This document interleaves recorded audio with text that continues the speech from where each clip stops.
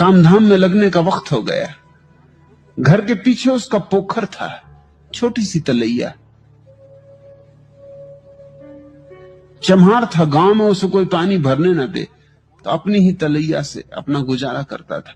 देख के उसकी आंखें ठगी रह गई। बेमौसम कमल का फूल खिला। उसने अपनी पत्नी को पुकारा, सुन, ये क्या हुआ? ये कभी नहीं हुआ, मेरी जिंदगी हो गई। ये कोई मौसम है, ये कोई समय है। कली भी ना थी रात तक, और सुबह इतना बड़ा फूल खिला। इतना बड़ा फूल कि कभी खिला नहीं देखा। ये कैसे हुआ? उसकी पत्नी ने कहा, हो ना हो, बुद्ध पास से गुजरे होंगे। क्योंकि मैंने सुना है जब बुद्ध गुजरते हैं तो असमय फूल खिल जाते हैं। सुदास हंसने लगा। उसने कहा कि पागल, यहां कहां बुद्ध गुजरेंगे?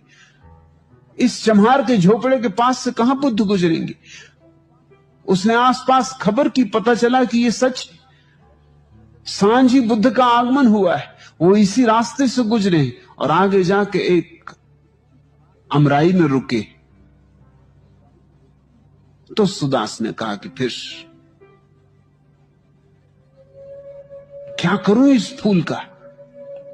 ये तो बड़ा शुभ अवसर है।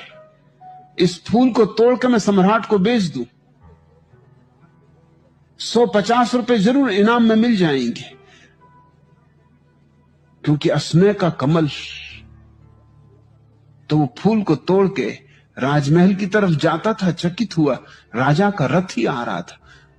अभी सूरज उग रहा था और राजा का रथ, स्वर्ण रथ, सूरज में यूं चमक रहा था जैसे दूसरा सूरज उग रहा हो।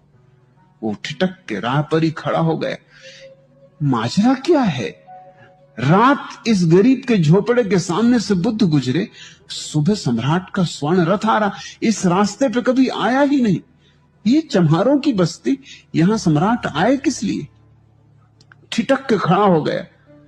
हिम्मत ही ना पड़ी कहने की कि मैं फूल लेकर राजमहल की तरफ आ रहा था, लेकिन रथ खुद ही रुका। सम्राट ने सारथी को कहा, रुको, इस सुदास को बुलाओ।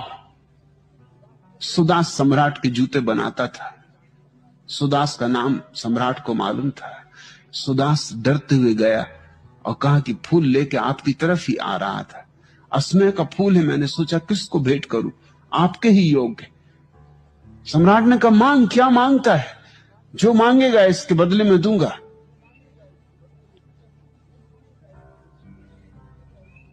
सुदास ने कहा कि